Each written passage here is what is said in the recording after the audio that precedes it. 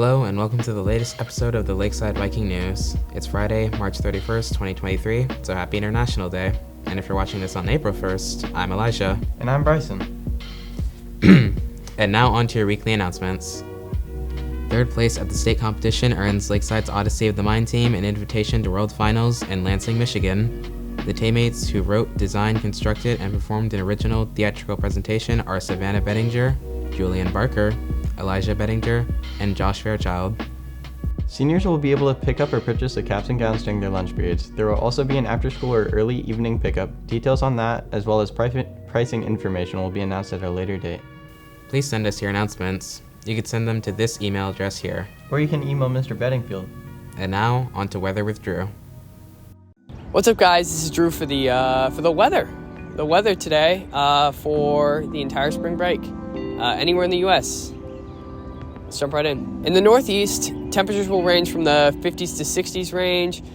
Down south with your Texas, your Florida, your Georgia, they'll be in the 70s to 80s. Wear lighter clothing. I know most people are going to Florida, but if you're not and you're staying in Georgia, it's still going to be pretty high temperatures. In the Middle East, temperatures will range from 40s to high 80s, progressively getting warmer as you move south, where I would bundle up a little bit more if you're in Minnesota, but if you're down near Texas, you can probably keep it light.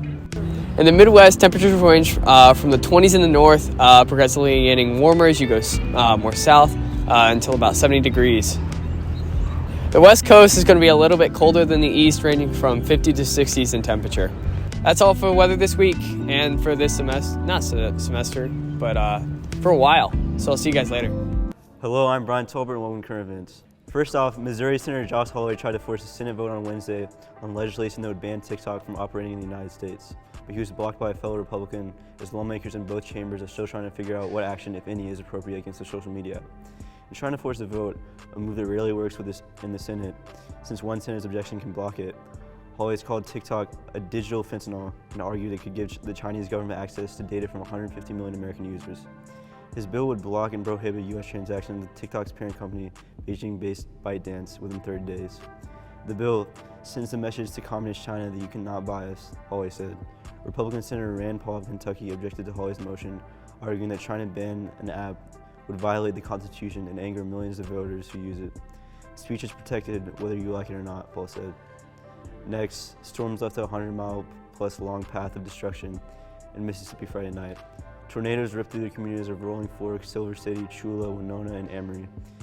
The Mississippi Emergency Agency said over the weekend that 25 people were killed. That number was revised on Monday to 21. Dozens more were injured, and 2,000 homes were damaged or destroyed. Residents of Macon, Georgia, the suburbs of Milledgeville, Linton, Beulah, and Underwood were advised Sunday morning by the Weather Service to take cover now. A second tornado was confirmed to touch down Sunday morning near LaGrange, Georgia, about 65 miles southeast of Atlanta, and was moving east at 40 miles per hour, according to the Weather Service. You are in a life-threatening situation, the Weather Service warned residents in the path of both funnel clouds. Finally, former President Donald Trump and his company are being investigated regarding whether they broke state laws in paying hush money to adult film star Stephanie Clifford, better known as Stormy Daniels. Daniels said she had a sexual encounter with Trump in 2006, a claim that Trump has repeatedly denied, but his longtime personal attorney, Michael Cohen, took a loan and paid $130,000 to the star in exchange for his silence during Trump's 2016 presidential campaign.